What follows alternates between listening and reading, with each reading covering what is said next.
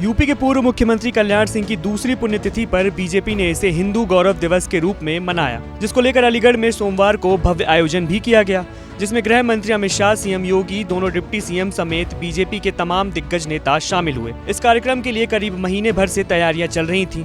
दरअसल कल्याण सिंह बीजेपी के एक बड़े नेता थे। वहीं कल्याण सिंह लोधी जाति से आते हैं और बीजेपी को अच्छी तरह से पता है कि लोधी जाति से उनको आने वाले चुनाव में कितना फायदा हो सकता है, जिसके चलते कल्याण सिंह की पुण्यतिथि के जरिए बीजेपी इस वर्ग के वोटरों को साधने में लग चुकी है।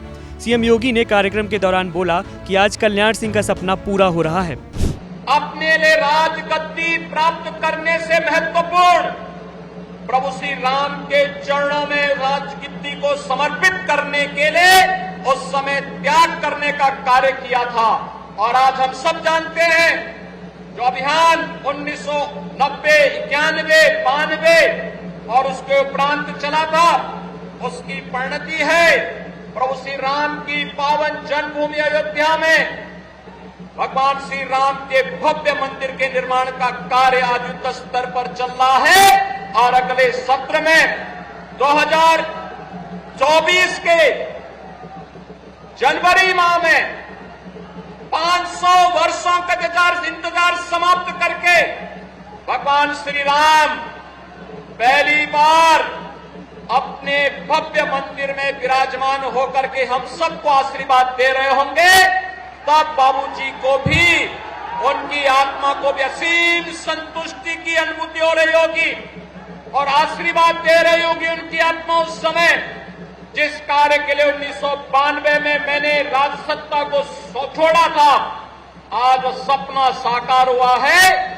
और यह कार्य इसलिए संभव हुआ क्योंकि भाइयों बहनों, डबल इंजन की सरकार की ताकत जब आम जनमानस के आशीर्वाद से आगे बढ़ती है तो हर मनोरथ पूर्ण होते हुए दिखाई देते हैं।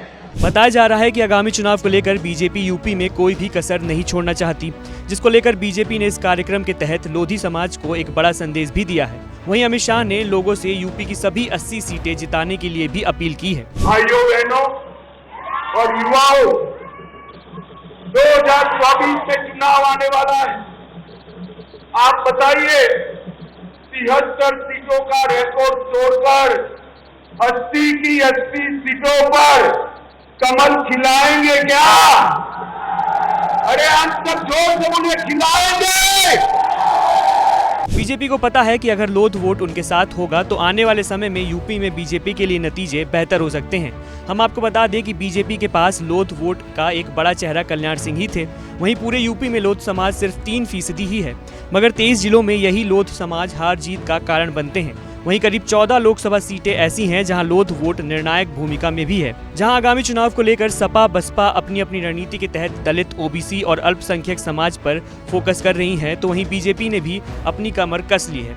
जैसे हाल में ही बीजेपी ने ओपी राजभर और दारा सिंह को अपने खेमे में लाने में कामयाबी हासिल की, तो वहीं बीजेपी अब कल्याण सिंह की पुण्यतिथि के जरिए लोध समाज को पूरी तरह से अपनी तरफ खींचने में लग चुकी है।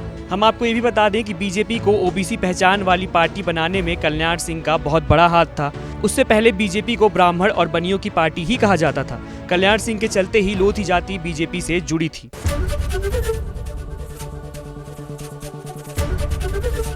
एबीपी गंगा, खबर आपकी, जुबान आपकी।